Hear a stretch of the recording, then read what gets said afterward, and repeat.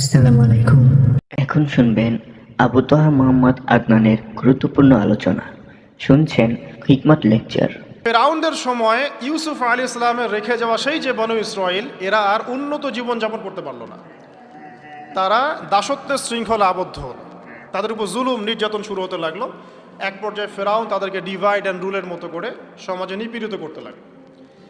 আর ফেরাউনের অনেক পাপ ছিল, যে পাপটা আমরা আসলে অল্প কথায় ব্যাখ্যা করতে পারবো না। এক কথায় সে নিজেকে আল্লাহ দাবি করেছিল। তারপরে সে সমাজের মধ্যে শিরকের প্রচলন ঘটাতো। সে কন্যা সন্তানদেরকে জীবিত রাখত, পুত্র সন্তানদেরকে হত্যা করে ফেলত। সে সমাজের মানুষদেরকে বিভক্ত করত, দুর্বলের উপর সবলের অত্যাচার চালাতো। এবং তার একটা অহংকার ছিল, সেটা হচ্ছে সেনাবাহিনীর অহংকার। সে মনে করতো যে সে ওই সময়কার সুপার পাওয়ার, তাকে কেউ পরাজিত করতে পারবে না। ঠিক এখনকার বিশ্বের পরাশক্তিগুলোর মতোই তার দাম্ভিকতা ছিল আর কি। তো একটা কথা বলে নেই, এই ফেরাউন এবং মূসা আলাইহিসসালাম, এই ফেরাউন যখন বনু ইসরায়েলকে নির্যাতন করতে লাগলো, তখন আল্লাহ পাক একজন নবী পাঠালেন, তার নাম কি? মূসা আলাইহিস সালাম। আর মূসা আলাইহিস সালাম আর ফেরাউনকে নিয়ে কোরআনুল কারীমে প্রায় 44টা সূরার মধ্যে কথা আছে। আমি হিসাব করে দেখেছি এবং আমি টুকটাক ঘাটাঘাটি করে দেখেছি যে প্রায় 44টা সূরার মধ্যে 532টা আয়াত আছে মূসা এবং ফেরাউনকে নিয়ে। কথা বুঝতে পারছেন? 532টা। কোরআনের টোটাল আয়াত কত? একদম ভুল উত্তর, 6236। 6000 কত? 236। মতবিরোধ আছে, তবে 6236টা আয়াতের পক্ষে শক্ত দলিল আছে। তো এটাকে পার্সেন্টেজ দিয়ে করবেন, যারা ম্যাথামেটিক্স পারেন তারা তো খুব সহজেই পারবেন। তো পার্সেন্টেজ করলে দেখবেন যে 8.53% আয়াত মূসা এবং ফেরাউনকে নিয়ে।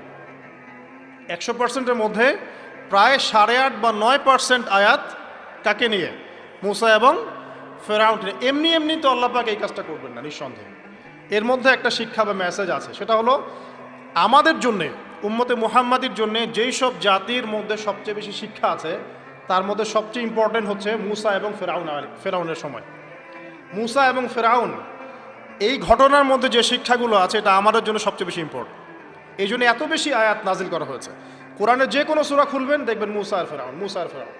কী কারণ? এমনি এমনি নিঃসন্দেহে শেষ জামানে আমরা যারা বাস করব, তাদের জন্যে এই ঘটনার মধ্যে বিশাল কিছু শিক্ষা আছে। শিক্ষাগুলো আমরা ইনশাল্লাহ আজকে জানব। তো এখন মূসা আলাইহিস সালাম এই ফেরাউনের যুগে জন্ম লাভ করলেন। তবে ফেরাউনকে জ্যোতিষীরা বলেছিল আগেই যে ওই সামদেশ থেকে একটা আগুন আসছে যে তোমার সিংহাসনকে পুড়িয়ে ফেলবে। এর ফলশ্রুতিতে ফেরাউন যেটা করলো, সমস্ত পুত্র সন্তান যারা হতো এদেরকে তারা জবাই করে হত্যা করল। তো যখন জনগণ বলল যে কাজটা খুব খারাপ, প্রতিবাদ শুরু হলো, তখন 1 বছর গ্যাপ দেওয়া শুরু করলো। 1 বছর মারবে, আরেক বছর রাখবে, আরেক বছর মারবে, আরেক বছর রাখবে। যেই বছর মারলো না, সেই বছর জন্ম লাভ করলো মূসা আলাইহিস সালামের ভাই হারুন আলাইহিস সালাম।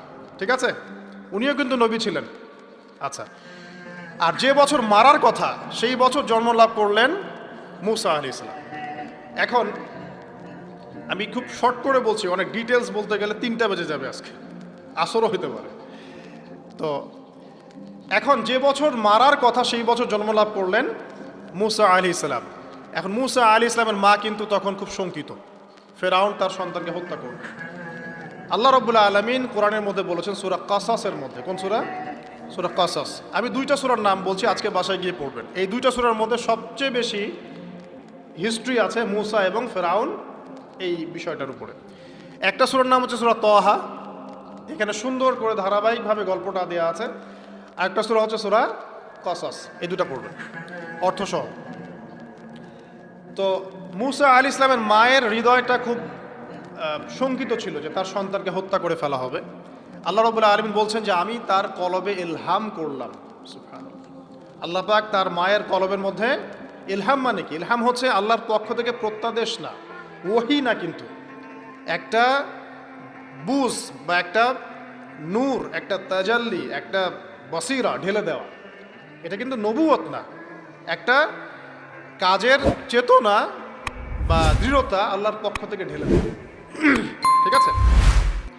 তো তার মায়ের কলবের মধ্যে আল্লাহ রাব্বুল আলামিন ইলহাম করলেন যে তুমি তোমার সন্তানটাকে সিন্দুকের মধ্যে ভরে ভাসিয়ে দাও নীল নদে।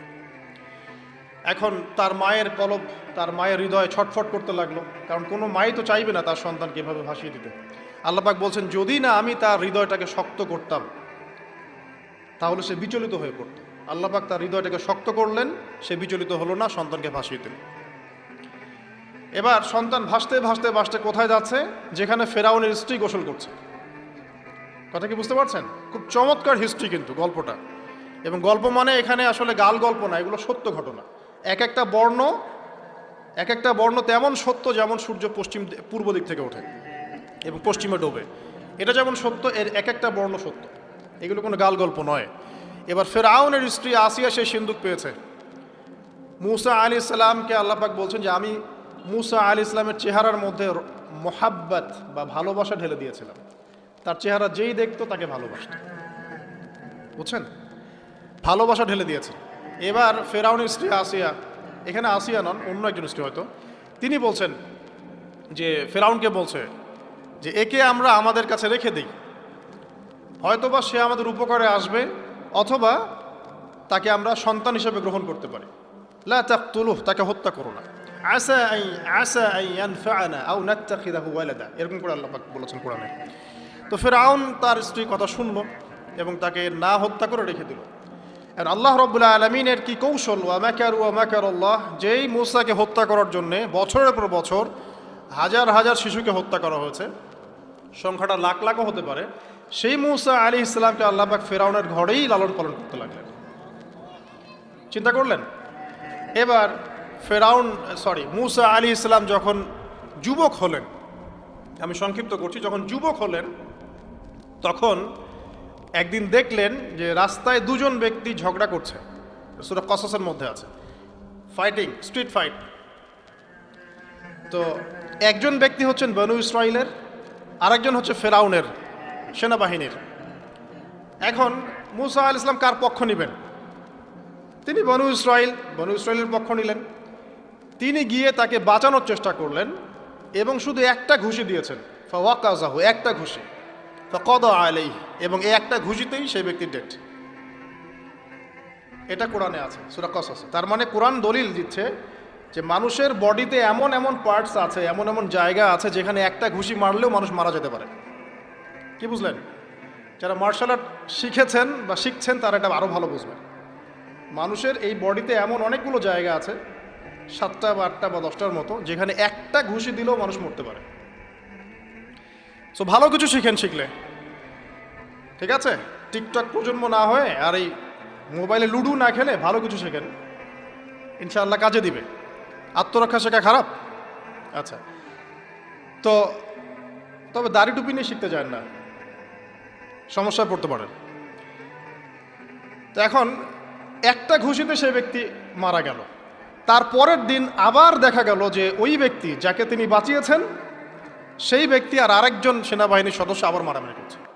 এবার মূসা আলাইহিস সালাম বললেন যে তুমি তো একটা বোকা মানুষ। এবার সে আবার চড়াও হতে শুরু করলো মূসা আলাইহিস সালাম, কিন্তু এবার একজন ব্যক্তি এসে তাকে বললেন যে গতকাল তুমি কিন্তু একজনকে হত্যা করেছো এক ঘুষিতে, আজকে আবার তুমি এই কাজ করতে যাচ্ছ, তুমি তো এখানে স্বৈরাচারের মতো আচরণ করছো। মূসা আলাইহিস সালাম তখন আল্লাহর কাছে ক্ষমা চাইলেন, বললেন ইন্নাহু হাযা মিন আমালিশ শাইতান, এটা তো শয়তানের মতো কাজ, শয়তানের কাজ হয়ে গেল। রব্বিক ফিরলি, আল্লাহ আমাকে মাফ করে দিন। ফাগফার আল্লাহ, আল্লাহ পাক বলছেন আমি তাকে মাফ করে দিলাম। তিনি তো ইচ্ছাকৃতভাবে করেন নাই, করেছেন আনইনটেনশনালি, এটা হয়ে গেছে। কিন্তু এখন ফেরাউন মূসা আলাইহিস সালামকে ধাওয়া করতে শুরু করলো, কারণ ফেরাউনের দৃষ্টিতে মূসা আলাইহিস সালাম একটা মার্ডার করেছেন তার দৃষ্টিতে, কিন্তু মূসা আলাইহিস সালাম তো আর এটা করেন নাই, ইচ্ছা করে এটা হয়নি, অ্যাক্সিডেন্টলি হয়ে গেছে। এখন মূসা আলাইহিস সালামকে এক ব্যক্তি এসে বলল তুমি এখান থেকে তাড়াতাড়ি পালাও, এই মিশরে থাকলে ফেরাউন তোমাকে ধরে এখন শাস্তি দিবে। এখন মূসা আলাইহিস সালাম বাধ্য হয়ে মিশর থেকে চলে যাচ্ছেন কোথায়? মাদিয়ান। কোন জায়গা? মাদিয়ান। এটাও আরবের মধ্যে একটা জায়গা, যেই জায়গার নবী হচ্ছেন শুআইব আলাইহিস সালাম। কি নাম?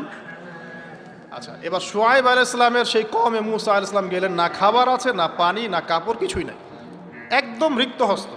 সেখানে গিয়ে তিনি দেখলেন যে এমনই একটা জলাশয়, হয়তোবা আল্লাহ ভালো জানেন, সেই জলাশয়ের কাছে কিছু মানুষ পানি পান করাচ্ছে গবাদি পশুদেরকে। আমি কি বুঝাতে পারছি? আচ্ছা, তো দূরে দুজন মেয়ে দাঁড়িয়ে আছে। এই দুজন মেয়ে অনেকক্ষণ থেকে দাঁড়িয়ে আছে, তারা পানি পান করাতে পারছে না। মুসা আলাইহিস সালাম অনেকক্ষণ থেকে অবজার্ভ করছেন যে মেয়ে দুটো পানি পান করাতে পারছে না গবাদি পশুদেরকে।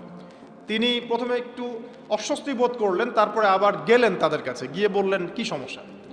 তখন সেই মেয়েরা বলল, যতক্ষণ পর্যন্ত আমার কওমের লোকেরা এখান থেকে সরে যায় না ততক্ষণ আমরা পানি পান করাতে পারি না, কারণ আমরা দুর্বল, মেয়ে মানুষকে টাইম দিচ্ছে না আর কি। আর এদিকে আমাদের বাবা অত্যন্ত বৃদ্ধ মানুষ, বাসায় পড়ে আছেন একা।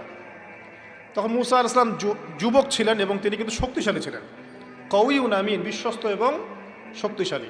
ওই যে এক ঘুষিতে মানুষ মারা মানুষ, কি মনে করছেন? তো তিনি এবার ওই গবাদি পশুদেরকে নিয়ে এসে পানি পান করালেন। পানি পান করিয়ে তিনি একটা গাছের ছায়ায় গিয়ে বসলেন। এই প্রত্যেকটা কথা কিন্তু কোরআনে আছে, প্রতিটা কথাই। সূরা কসস পড়েন, সূরা তহা পড়েন। গাছের ছায়ায় বসে তিনি একটা দোয়া করছেন, এবার হাত উঁচু করে দোয়া করছেন, রব্বি, হে আমার প্রতিপালক, ইন্নী লিমা আনজালতা ইলাইয়া মিন খায়রিন ফাকির। হে আল্লাহ, আপনি আমার প্রতি যে রহমত বা যে করুণা বর্ষণ করবেন এর জন্য আমি ফকির হয়ে বসে আছি। দোয়ার ভাষাটা শুনছেন? আল্লাহ, আপনি আমার প্রতি যে করুণা বর্ষণ করবেন আমি এর জন্য ফকির হয়ে বসে আছি। তো প্রত্যেকটা নেক কাজ করার পরে এরকম দোয়া করা সুন্নত, দোয়া কবুল হয়ে যাবে ইনশাআল্লাহ। দোয়া সাথে সাথে কবুল হয়ে গেল। এখন ওই দুইজন মেয়ের মধ্যে একজন মেয়ে হেঁটে হেঁটে আসছে। ওই মেয়ে কিভাবে হেঁটে এসেছে সেটাও কোরআন বলেছে, কিভাবে হেঁটে এসেছে সেটাও কোরআনে বলেছে সূরা কসাসের মধ্যে। সূরা কসাসে আল্লাহ পাক বলছেন, ওই দুইজন মেয়ের মধ্যে একজন হেঁটে হেঁটে আসলো লাজুক পায়ে। কেমন পায়ে? লাজুক পায়ে। যেই চলাফেরা আপনি এখনকার মেয়েদের মধ্যে দেখতে পারবেন না। এখনকার মেয়েদের হাঁটার মধ্যে লজ্জা আছে, লজ্জাশীলতার সাথে লাজুক ভঙ্গিতে সেই মেয়ে হেঁটে হেঁটে আসলো। আল্লাহ পাক সেই কথাটাও কোরআনে বলছে। তো যে জায়গায় আসছিলাম, ওই মেয়ের হেঁটে আসাটা আল্লাহ রাব্বুল আলামিন ব্যাখ্যা করেছেন। সেই মেয়ে, দুইজন মেয়ের একজন মেয়ে হেঁটে হেঁটে আসছে মুসা আলাইহিস সালামের কাছে লাজুক ভঙ্গিতে, লজ্জায় মুখ নত করে, লজ্জাশীলতার সাথে এসে বলছেন যে আমার বাবা আপনাকে ডাকছে। তার বাবাকে? শুআয়ব আলাইহিস সালাম, আমার বাবা আপনাকে ডাকছে। এবার তিনি গেলেন শুআয়ব আলাইহিস সালামের কাছে, গিয়ে তার কিসসা বা কাহিনীটা বললেন। শুআয়ব আলাইহিস সালামও কিন্তু একজন নবী এবং জবরদস্ত নবী। বলে রাখি, শুআয়ব আলাইহিস সালামের কওম সর্বপ্রথম সেই কওম ধ্বংস করা হয়েছিল।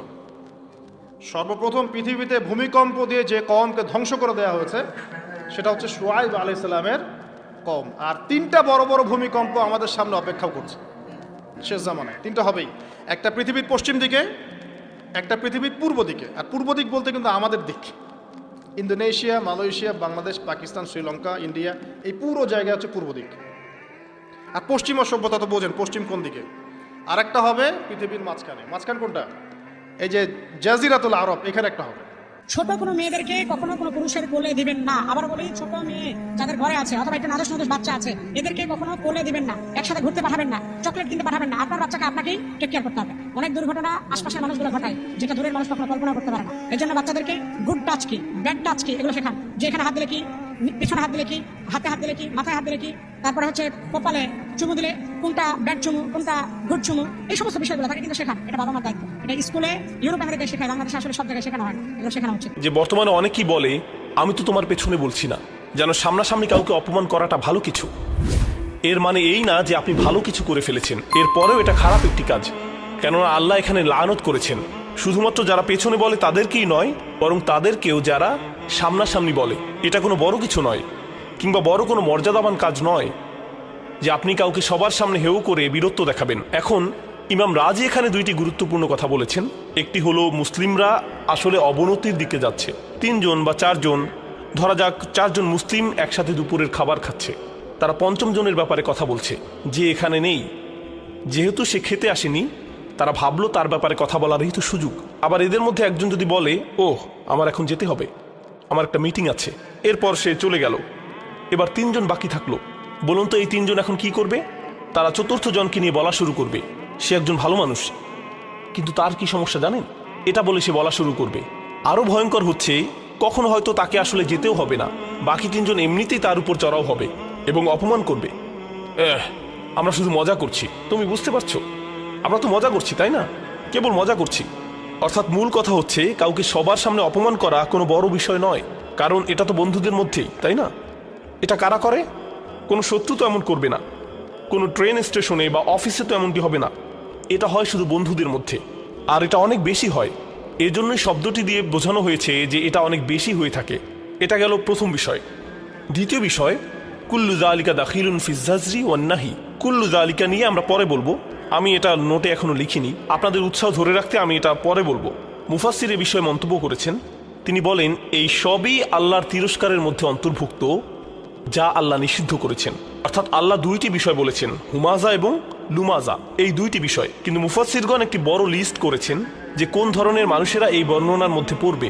এখানে কেবল দুইজন মানুষ নয়, এখানে অনেক ধরনের আচরণের কথা বলা হয়েছে যা এই দুইটি শব্দের মাধ্যমে বোঝানো হয়েছে। আর এই অনুচ্ছেদের শেষে মূলত বলা হয়েছে, যেমন তাফসিরে কাবিরে ফখরুদ্দিন আর রাজি বলেন, কুল্লু যালিকা দাখিলুন, এর সব কিছুই আমি এখানে যা যা বর্ণনা করেছি। আমি যখন এটা পড়ছিলাম আমি দেখলাম 4 পৃষ্ঠার বর্ণনা।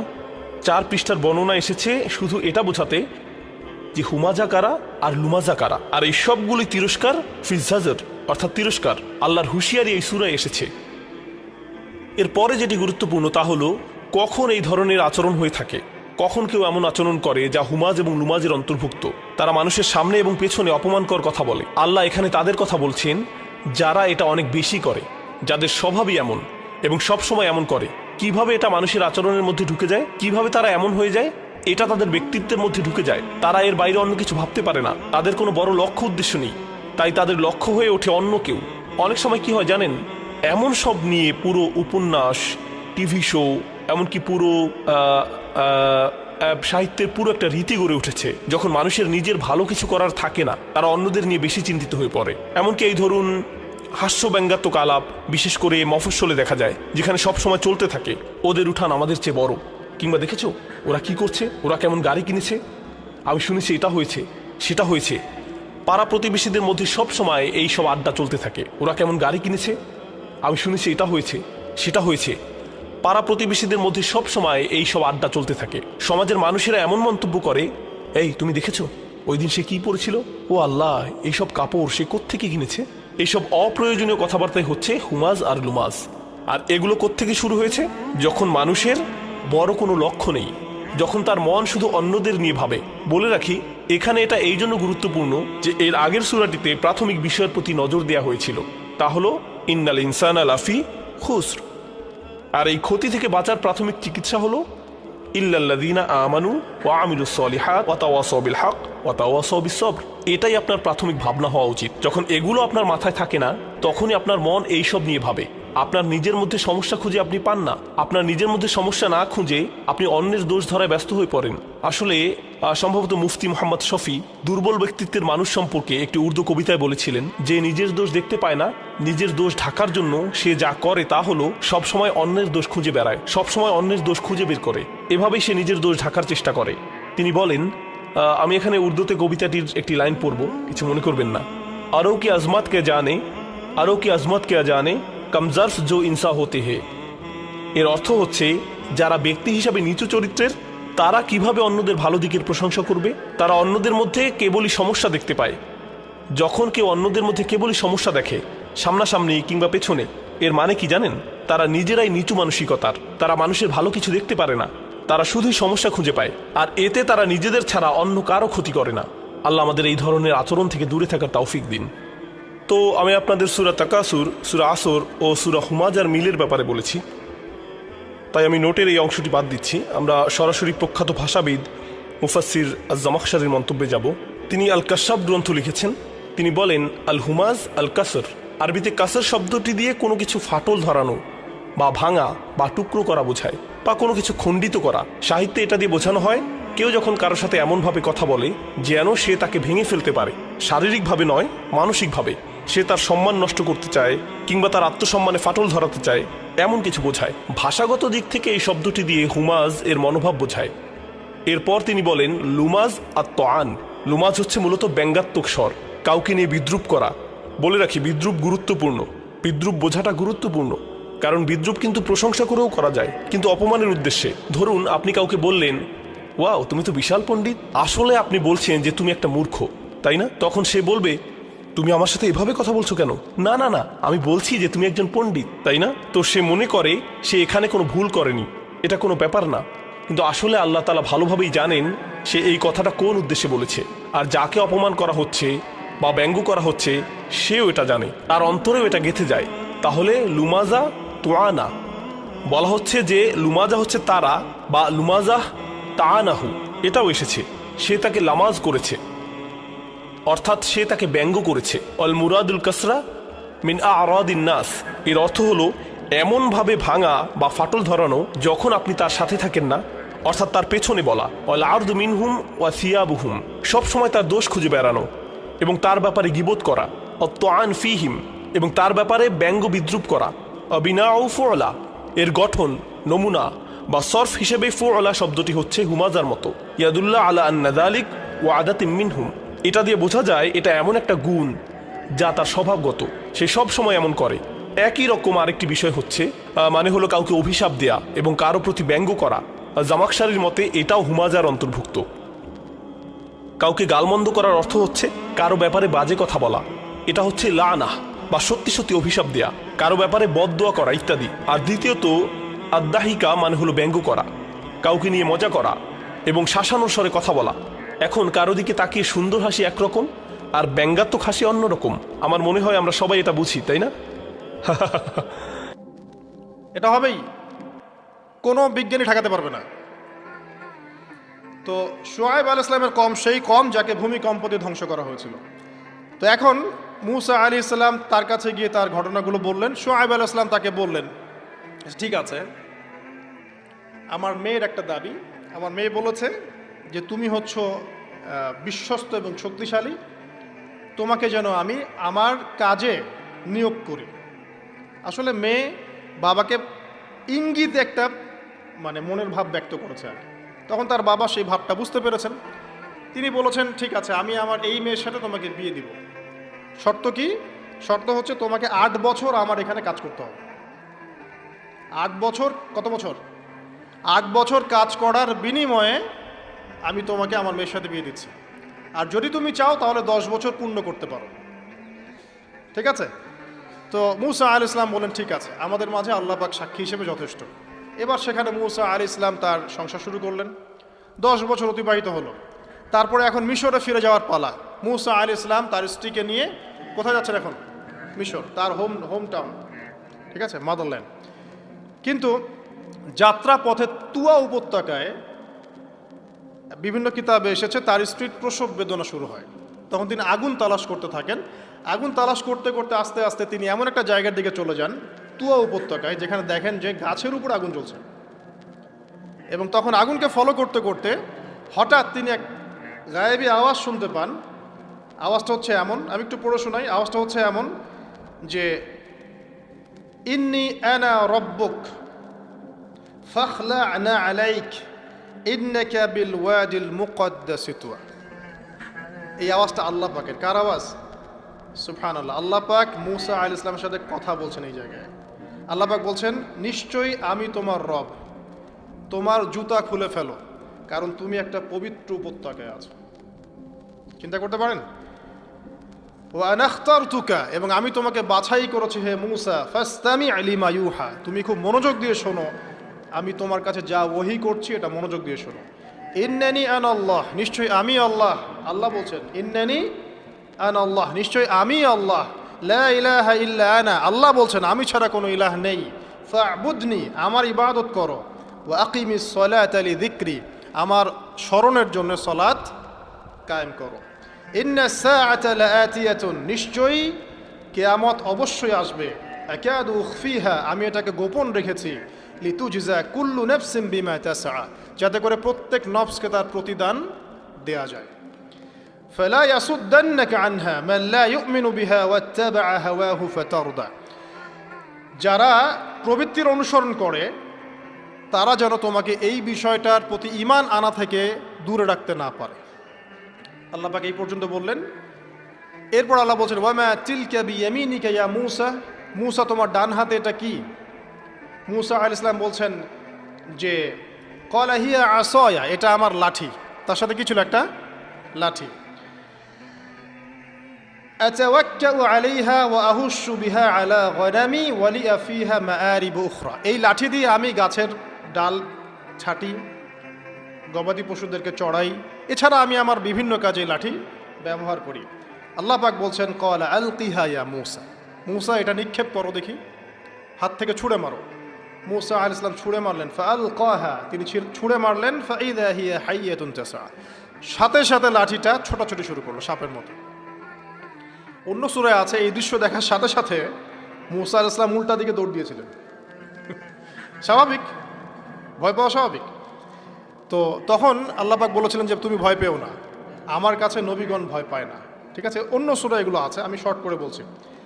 এরপরে আল্লাহ পাক বললেন ক্বালা খুযহা ওয়ালা তাখাফ, তুমি এটাকে ধরো, এটাকে ভয় পেও না।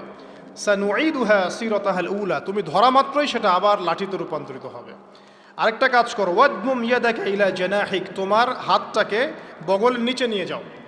তাখরুজ বাইদা মিন গায়রি সু, এটাকে বের করো, তারপর দেখবে এটা স্বচ্ছ আলো প্রদান করবে। সুবহানাল্লাহ, বগলের মধ্যে হাত নিয়ে আসো, হাতটাকে বের করো, দেখবে হাত থেকে স্বচ্ছ আলো বের হবে। এই দুইটা মুজিজা আল্লাহ পাক তাকে দিলেন, আয়াতুল উখরা, এটা আরেকটা নিদর্শন। তো এখানে কি হলো, মূসা আলাইহিস সালাম নবুয়ত পেলেন। শর্টকাট কি, মূসা আলাইহিস সালাম কি পেলেন? নবুয়ত পেলেন। নবুয়ত পাওয়ার সাথে সাথে আল্লাহ পাক তাকে দুটো মুজিজা দিলেন, একটা হচ্ছে লাঠি, আরেকটা কি, হাত বগল থেকে বের করলেই কি হবে, আলো বের হয়ে যাবে। এবার তার ডিউটি কি, আল্লাহ পাক ডিউটি দিচ্ছেন তাকে যে ইযহাব ইলা ফিরআউন ইন্নাহু তাগা, এবার তোমার কাজ হচ্ছে তুমি ফেরাউনের কাছে যাবে, কারণ ফেরাউন সীমা লঙ্ঘন করেছে। তখন মূসা আলাইহিস সালাম বললেন রব্বি ইশরাহ লি সদরি, আল্লাহ আমার বক্ষটাকে প্রশস্ত করে দিন। মানে আমার তো সেখানে যাওয়ার সাহস হচ্ছে না, আমি তো সেখানে ওদের দৃষ্টিতে একজন খুনের আসামি, ওদের দৃষ্টিতে ওরা তো আমাকে পেলে হত্যা করে ফেলবে। আল্লাহ পাক বলছেন কেল্লা, কখনো না, তারা তোমাকে হত্যা করতে পারবে না। তখন তিনি দোয়া করছেন, আল্লাহ আমার হৃদয়টাকে প্রশস্ত করে দিন, ওয়া ইয়াসসির লি আমরি, আমার কাজকে সহজ করে দিন। ওয়াহলুল উকদাতাম মিন লিসানি, আমার লিসান, আমার জিহ্বায় জড়তা আছে আল্লাহ, এটাকে দূর করে দিন। ইয়াফকাহু কওলি, যাতে মানুষ আমার কথা বুঝতে পারে। এই দোয়া করলেন, কবুল হয়ে গেল। এবং আরও দোয়া করলেন যে ওয়াজআলি ওয়াজিরাম মিন আহলি, আমার পরিবারের মধ্য থেকে একজন ওয়াজির দেন। ওয়াজির মানে সহায়ক, যেটা হচ্ছেন হারুন আলাইহিস সালাম, যাতে করে আমরা কি করতে পারি, বেশি বেশি আপনার জিকির করতে পারি এবং আমাদের কাজ সহজ হয়। তো আল্লাহ রাব্বুল আলামিন তার ভাই হারুন আলাইহিস সালামকেও নবুয়ত দান করলেন, দুজন মিলে। এখন আল্লাহ পাক বলছেন ইযহাবা ইলা ফিরআউন, তোমরা দুজন ফিরআউনের কাছে যাও, ইন্নাহু তাগা, সে সীমা লঙ্ঘন করেছে, তবে ফাকুলা লাহু কাওলাল লাইয়িনা, তার সাথে নরম সুরে কথা বলো, লাআল্লাহু ইয়াতাযাক্কারু আও ইয়াখশা, হয়তোবা সে উপদেশ গ্রহণ করবে অথবা আল্লাহকে ভয় করতে পারে। তো ডিউটি দেওয়া হলো যে তোমাদের কাজ এখন এটা, এবং তোমাদের ভয় পাওয়ার কোনো কারণ নাই, সে তোমাদের কোনো ক্ষতি করতে পারবে না। তার কাছে যাও, মুজিজা দেখাও, আল্লাহর দিকে দাওয়াত দাও, লা ইলাহা ইল্লাল্লাহ। যদি সে দাওয়াত কবুল করে আলহামদুলিল্লাহ, যদি না করে তাহলে আমি আল্লাহ তার জন্য যথেষ্ট। এবার শর্ট করে নিয়ে আসি, মূসা আলাইহিস সালাম সেখানে গেলেন, যাওয়ার পরে ফিরআউনকে দাওয়াত দিলেন। তো ফিরআউন বলছে ক্বালা ওয়ামা রাব্বুকুম ইয়া মূসা, কোন রবের কথা বলছো? আমি তো মা আলিমতু মিন ইলাহিন গায়রি, আমি তো জানি না, আমি ছাড়া তোমাদের কোনো ইলাহ আছে আমি তো এটা জানি না। এটা কার কথা? ফিরআউন বলছে যে মা আলিমতু মিন ইলাহিন গায়রি, আমি ছাড়া অন্য কোনো ইলাহ তোমাদের আছে, মা আলিমতু ইলাহুকুম গায়রি, আমি ছাড়া তোমাদের কোনো রব আছে এটা তো আমি জানি না। অন্য আয়াতে সে বলেছিল যে আনা রব্বুকুমুল আ'লা, আমি তোমাদের মহান রব। ঠিক আছে, তো মূসা আলাইহিস সালাম ব্যাখ্যা করলেন, আমি সেই রবের কথা বলছি যে রব আসমান সৃষ্টি করেছেন, জমিন সৃষ্টি করেছেন, যেভাবে তাওহীদের দাওয়াত দিতে হয় সব দিলেন। এরপরেও ফেরাউন সেটা গ্রহণ করলো না। তখন মূসা আলাইহিস সালাম বললেন, যদি আমি তোমাকে কোনো বড় নিদর্শন দেখাই তারপরেও কি বিশ্বাস করবে না? তখন ফেরাউন বলল যে দেখাও দেখি। তখন তিনি লাঠি ছুঁড়ে মারলেন, সাপ হয়ে গেল। এই দৃশ্য থেকে ফেরাউনের পরিবারের সবাই ভয় পেয়েছিল, কিন্তু পলিটিক্যাল স্বার্থে ফেরাউন বলেছিল যে সে একজন বড় জাদুকর, জনগণকে তো বোঝাতে হবে কিছু, নিজে ভয় পেলেও জনগণকে তো কিছু বোঝাতে হবে। সে জনগণকে বলছে আসলে সে একজন বড় জাদুকর, সে চাচ্ছে তোমাদের ন্যাশনের মধ্যে ফাটল সৃষ্টি করতে। তো এখন কি করা যাবে?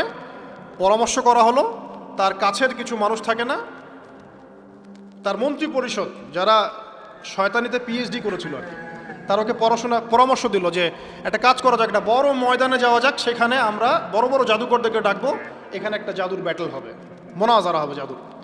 সব বড় বড় জাদুকরকে ডাকা হলো মিশরের, এবং বলে রাখি যে জাদুবিদ্যা কিন্তু সত্য।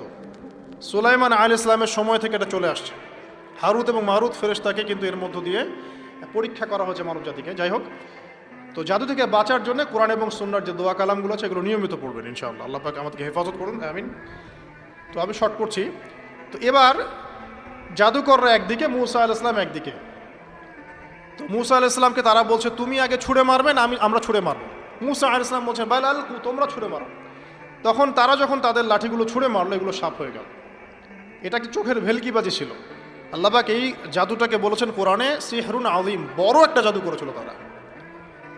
মানে তারা জাদুবিদ্যায় খুব পারদর্শী ছিল।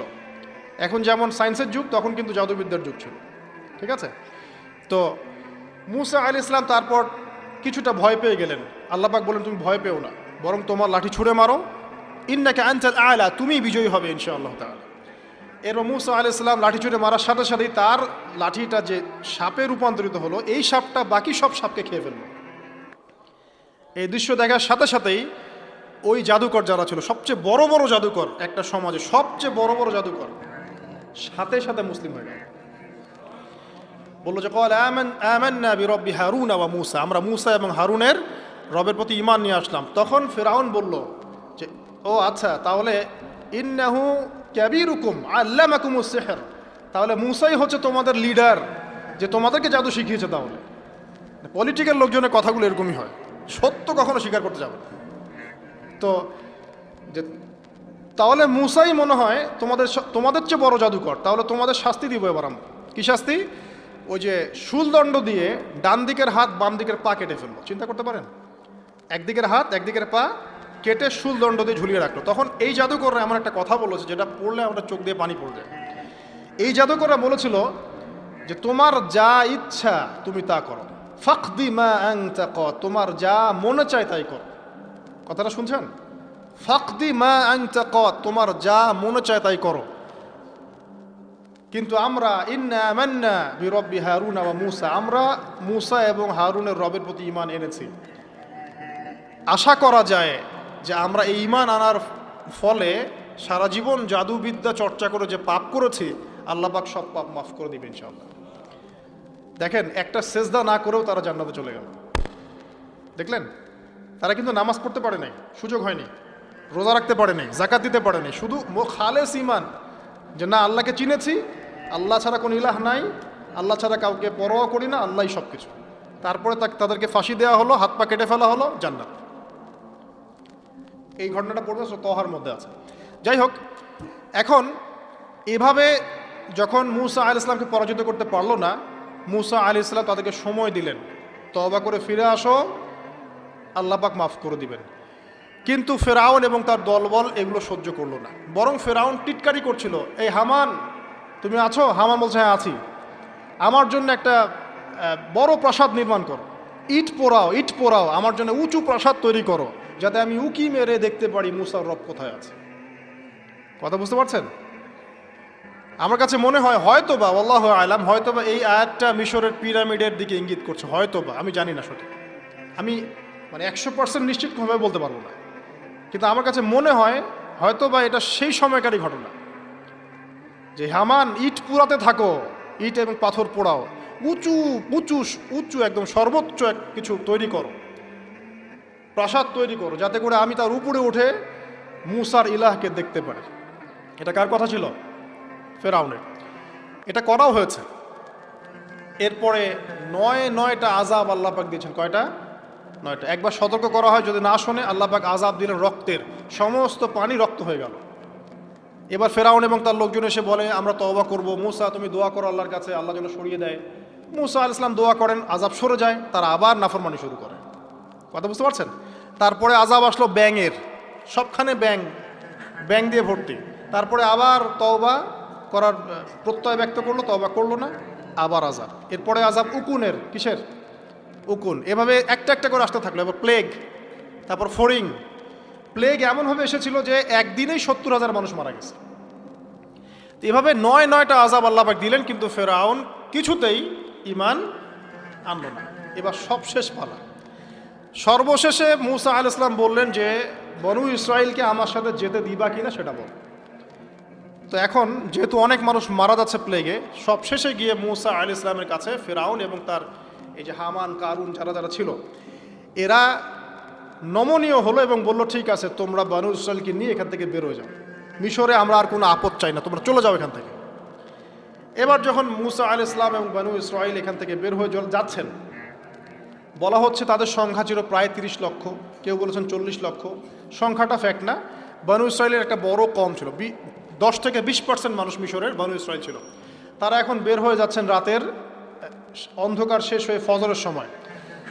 ফেরাউনের মাথায় আবার শয়তানি চাপলো, সে বলল, না, এদেরকে যেতে দেওয়া যাবে না, যদি চলে যায় ওখানে গিয়ে যদি বিদ্রোহ করে আমাদের উপর হামলা করে, কি করণীয়? ফুল ফোর্স নিয়ে, তার যত সেনাবাহিনী ছিল সমস্ত সেনাবাহিনী নিয়ে ফেরাউন মূসা আলাইহিস সালাম এবং তার কওমকে ধাওয়া করা শুরু করলো পিছন থেকে। এবার মূসা আলাইহিস সালাম যাচ্ছেন, তার কওমকে সাথে নিয়ে, সামনে পড়ে গেল লোহিত সাগর। কোন সাগর? লোহিত সাগর। আর পিছনে ফেরাউনের বাহিনী। এরকম একটা অবস্থায় মূসা আলাইহিস সালামের কওমের কিছু মানুষ বলেছিল, ইন্না ইন্না লামুদরাকুন, হে মূসা, আমরা তো ধরা পড়ে গেলাম, আমরা তখন যেতে পারবো না, সামনে সাগর, পিছনে ফেরাউন। এই সময় মূসা আলাইহিস সালাম একটা কথা বলেছিলেন, এই কথাটা যে বলতে পারবে বিপদের সময়, আল্লাহ পাক তার সাথে থাকবেন ইনশাআল্লাহ। মূসা আলাইহিস সালাম বলেছেন কাল্লা, ওইরকম একটা অবস্থা তিনি বলছেন কাল্লা, কখনো নয়, ইন্না রব্বি মাইয়া সাইয়াহদিন, আমার রব আমার সাথে আছেন, তিনি আমাকে পথ দেখান। কথা বুঝতে পারছেন? বাস আল্লাহ পাকের সাহায্য নেমে আসলো, তিনি বললেন লাঠি ছুঁড়ে মারো। লাঠি ছুঁড়ে মারার সাথে সাথেই একটা দুইটা না, 12টা রাস্তা হয়ে গেল পানি ভেদ করে, সাগর ভেদ করে। আর এই 12টা রাস্তা দিয়ে, এটা কোনো গাল গল্প নয়, 12টা রাস্তা দিয়ে বনু ইসরাইলের 12টা দল চলে গেল, পার হয়ে গেল। আর ফেরাউন এটা অবাক হয়ে দেখছে। এক পর্যায়ে সেও সিদ্ধান্ত নিল যে আমিও আমার ফোর্স নিয়ে ধাওয়া করব। এই যে সে নামলো লোহিত সাগরের, সাথে সাথে পানি আবার আগের জায়গায়। এক মুহূর্তের মধ্যে, মানে এক দিনে পুরো ফেরাউন এবং ফেরাউনের যত সেনাবাহিনী আছে এক দিনের মধ্যেই শেষ, পৃথিবী থেকে চিরবিদায়। আল্লাহ পাক এত চমৎকার করে কথাটা বলেছেন, কাম তারাকু মিন জান্নাতি ওয়া উয়ুন, তারা কতই না বড় বড় জান্নাত, মানে বাগান এবং প্রস্রবণ পার হয়ে চলে গেল। ওয়া কুনুজি ওয়া মাকামিন কারীম, কত সুন্দর সুন্দর জায়গা তারা ছেড়ে দিয়ে চলে গেল। এবং তারা ধাওয়া করতে লাগলো ফেরাউন মূসার বাহিনীকে। যখন তারা ডুবে গেল, ফামা বাকাত আলাইহিমুস সামাউ ওয়াল আরদ, তাদের জন্য আসমান এবং জমিনের কোনো সৃষ্টি এক ফোঁটা চোখের পানিও ফেলে নাই। এই দুনিয়ায় প্রত্যেকটি কাজ হোক আল্লাহর জন্য।